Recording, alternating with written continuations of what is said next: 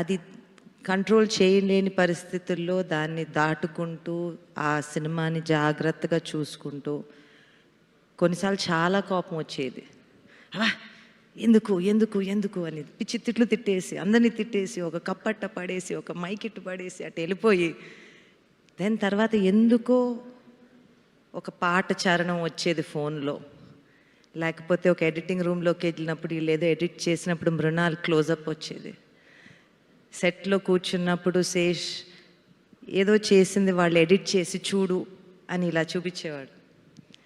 అవి చూసినప్పుడు that was the energy and that was the fuel to keep going. I think ఇది cinema అంటే ఇప్పుడు మనం బిజినెస్ అని ఎన్నో ఎన్నో మాటలు అనుకుంటాం, కానీ నాకు తెలిసింది సినిమాయే. ఎందుకు మీరు ఇండస్ట్రీ గురించి చేస్తారు అని అన్న మాటకి వాసు గారు, నాకు ఇండస్ట్రీలోంచే అంతా వచ్చింది, దాని నుంచే అంతా వచ్చింది. ఇక్కడే పెరిగాము, ఇక్కడే ఉన్నాము, ఏదన్నా ఇక్కడ దాటుకుంటూ వెళ్తే ఇక్కడ ఏదన్నా వదిలి వెళ్ళాలి అనే చిన్న కోరిక తప్పనిచ్చి ఇంకేం లేదు.